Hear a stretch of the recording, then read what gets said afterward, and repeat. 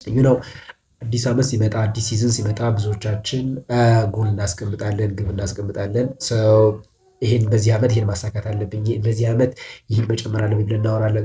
ዛሬ የምጠቁማችሁ ደግሞ እኔ ላይ የተገበርኳቸው የጨመርኳቸውና ህይወቴ ላይ ትልቅ ኢምፓክት ያመጡ 3 ላይፍ ጎልስ ወይም የሚባሉ ነገሮችን ጠቁማችኋለሁ ማለት ነው።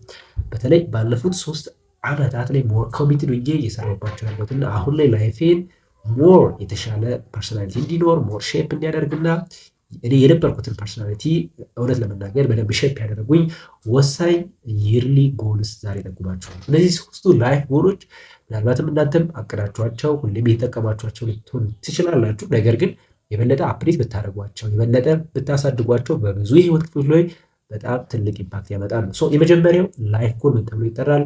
ሄልዝ ሪሌትድ ጎልስ። እንግዲህ ሄልዝ እንደሚባለው ሁላችንም ለመኖራችን ወሳኝነቱ ጤናችን ወይም ሄልዝ የሚባለው ነው። ስለዚህ በአመት ውስጥ ሁሌም መጨመር ካለብንና በአካላት ከሚጠበቅብን ጎል መካከል ሄልዝ ሪሌትድ ጎልስ ነው። ሄልዝ ሪሌትድ ጎልስ ሲባል በዋናነት 3 ነገሮች አሉ። የመጀመሪያው ኤክሰርሳይዝ ይባላል፣ ሁለተኛው ኢቲንግ ፓተርን፣ ሶስተኛው ደግሞ ክሊነስ። እንግዲህ ኤክሰርሳይዝ ሲባል ያው የምንሰራው ነው። ጂም ሊሆን ይችላል፣ ሩጫ ሊሆን ይችላል፣ ዮጋ ሊሆን ይችላል፣ ኦርዋት ይበል። ስለዚህ ሁሌም ቢሆን ኮሚትድ ሆነን በተለይ ደግሞ በሳምንት ከ3 እስከ 4 እያንዳንዱ ደግሞ ከ1 ሰዓት እስከ 1 ሰዓት ከ20 ባለው ብንሰራ አንደኛ የተስተካከለ የሰውነት ቅርጽ ሊኖረን ያደርጋል። ሁለተኛ ደግሞ ሞር ስራችን ፕሮዳክቲቭ ሞር ኢንቴንሽናል እና ሞር ፎከስ እንድንሰራ ያደርገናል። ስለዚህ ብዙ ጊዜ ግን የሚወሰደው ኤክሰርሳይዝ ሲባል ሰውነትን ብቻ ቢውልድ አፕ ለማድረግ ነው። ነገር ግን ስራን ሞር ፕሮዳክቲቭ ላይፍን ሞር ኢንቴንሽናል መሆን መንገድ ለመኖር ከሚያስችሉ ነገሮች መካከል ኤክሰርሳይዝ ነው። ስለዚህ የመጀመሪያው ሄልዝ ሪሌትድ ጎል ላይ ማስቀመጥ ያለብን ኤክሰርሳይዝ ነው። ሁለተኛው ምን ተብሎ ይጠራል? ኢቲንግ ፓተርን። ኢቲንግ ፓተርን ሲባል ብዙ ጊዜ ከምግብ ከኑሮ ጋር ልናያይዘው እንችላለን። አዎ እውነት ነው። ፋይናንሻል ኢሹዋችን አፌክት ሊያደርግብን ይችላል። ነገር ግን በጣም መጨመር ያለብን ማካተት ያለብን ግን ከሄልዝ ሪሌትድ ጋር በተያያዘ ግን አመጋገባችን ወይም ኢቲንግ ፓተርናቸው ነው። እንግዲህ የምናስበው አስተሳሰብ ለነገሮች ያለን አፕሮች ከአመጋገባችን ጋር የምንመገበው ምግብ ወሳኝ ነው።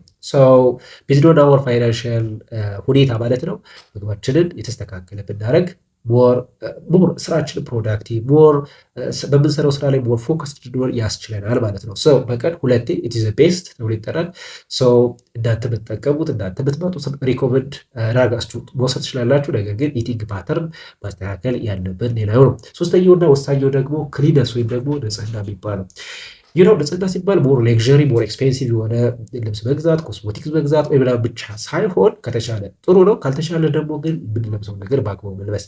ምክንያቱም ሰዎች ለኛ ያላቸው አፕሮች ለኛ ያላቸው አመለካከት ከሰዎች ጋር ኮሚኒኬት በምናደርግበት ጊዜ በጣም አፌክት ከሚያደርጉ ነገሮች መካከል ዳት ሚስ ክሊነስ ወይም ንጽህና ነው። ስለዚህ አስማች አስ ፖሲብል ንጽህናችንን መጠበቅ ከሳምንት አንዴ ወይም ደግሞ ከሳምንት 2 ስለዚህ ለንጽህና ብለን የሆነ ሰዓት መመደብ ከ1 ሰዓት እስከ 2 ሰዓት ፎር ኤግዛምፕል እኔ ሰኞን በዛ መንገድ ነው የምጠቀመው። ሰኞ እንደዚህ ነገሮችን ቼክ አፕ ማድረግ ኤቭሪ መንደይ ዊክሊ በዚህ ቼክ አደርጋለሁ። ስለዚህ የመጀመሪያው ዓመታዊ ጎል ስታስቀምጡ ወይም ደግሞ ላይፍ ጎል ስታስቀምጡ ብትጠቀሙትና ብትጨምሩት ብዬ በእኔ ሪኮመንድ ማድረጋችሁ የመጀመሪያው ሄልዝ ሪሌትድ ጎልስ ነው። ኤክሰርሳይዝ ኢቲንግ ፓተርንና ብላለው ክሊነስ አለው ማለት ነው። ነበር 2 ሁለተኛው እና ሌላኛው ብትጨምሩት ላይፍ ጎል ላይ ወይም ይርሊ ጎል ላይ ብትጨምሩት የምላችሁ ደግሞ ቡክ ሪሌትድ ጎልስ ተብሎ ይጠራል። ቡክ ሪሌትድ ጎልስ ሲባል ብዙ ጊዜ የማይነገር ነው። እንግዲህ አስተሳሰባችን አመለካከታችን ለነገሮች ያለን አፕሮች እንግዲህ በምናነበው በምንመለከተው በምናዳምጠው ራት በምናየው ይወሰናል።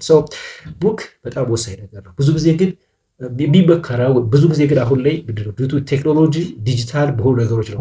ግን አእምሯችን ላይ የበለጠ ስቶር እንድናደርግ አእምሯችን የበለጠ የተሻለ እንድናደርግ የሚጠቅመን ወሳኝ ነገር ዳት ኢዝ ኮልድ መጽሐፍ ማንበብ ነው። መጽሐፍ ማንበብ በጣም ብዙ አይነት መጽሐፍ አለ። ሳይኮሎጂ አለ፣ ፋይናንሻል ቡክ አለ፣ ከሄልዝ ጋር የተያዙ መጽሐፎች አሉ። እነዚህ መጽሐፎች ኤክስፐርት በሆኑ በዛ ላይ በጣም ስፔሻላይዝ ባደረጉ ሰዎች የተጻፉ ስለሆኑ ለዛ መጽሐፎች ማንበብ በጣም አስፈላጊ ነው። ፎር ሚ ሃርድ የሆኑ መጽሐፎችን ሆን ብለን እየገዛ ለምሳሌ እኔ በ2 ወር 3 መጽሐፍት በ4 ወር ደግሞ እያልኩ ነው የምገዛው። ስለዚህ መጽሐፎችን በትኩረት በቀን ከ30 ደቂቃ እስከ 1 ሰዓት ሁሌ ብናነብ አእምሯችንን በደንብ ሼፕ እናደርጋለን። ግን አንዱ ችግሩ ምንድን ነው? መጽሐፍ እናነባለን፣ የሆነ ሶሻል ሚዲያ ላይ ቲክቶክ ላይ ወይም ደግሞ አላስፈላጊ ሚዲያ ላይ ስንገባ ሎስት እናደርጋለን። ስለዚህ እነዚህ ነገሮችን ሶሻል ሚዲያ የሚሉ ነገሮችን በመቀነስ መጽሐፍን ብናነብ ላይፋችንን የተሻለ ሞር አፕዴት እንድናደርገው ያስችለናል ነው።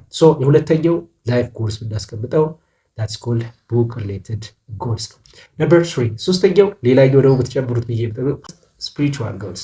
ስፒሪቹዋል ጎልስ ደግሞ ከመንፈሳዊነት ጋር የተያያዘ ሲሆን እኔ አሁን ላይ በደንብ መስራት የምፈልገው ማሳደግ የምፈልገው ከመንፈሳዊ ጋር የተያያዘ ነው። ሶ አላማችን የህይወት ፐርፐዛችን እዚህ ጋር የመኖራችን እንግዲህ መንፈሳዊነት ነው። ስለዚህ ከፈጣሪ ጋር ያለን ግንኙነት ማሻሻል፣ ለፈጣሪ መገዛት፣ በፈጣሪ ህግ መኖር ራይት በጣም ወሳኝ ነው። ስለዚህ ሌላኛው ብትጨምሩት ብታግዙት ደግሞ በምትከተሉት በምታዩት መንገድ በመንፈሳዊ ህይወታችሁን ማሳደግ ላይፋችንን የበለጠ ሞር ፐርፐስ ድሪቭን እንዲሆን ያስችላል።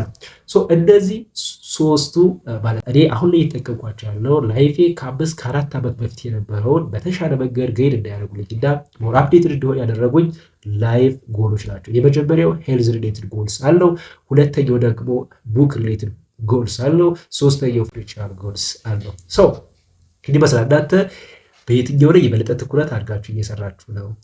አስተያየት ካላችሁ ኮመንት ካላችሁ ጻፉልን። ሰብስክራይብ ያደረጋችሁ ደግሞ ሰብስክራይብ ያደርጉልን። በሚቀጥለው ቀሪዎቹ 3ቱ በህይወቴ በጣም የተጠቀምኳቸው ያለውን ላይፍ ጎሎችን ይዤላችሁ እመጣለሁ። ጊዜያችሁ ሰጥታችሁ ስላያችሁ ስላዳመጣችሁ ከልብ እናመሰግናለን። ባይ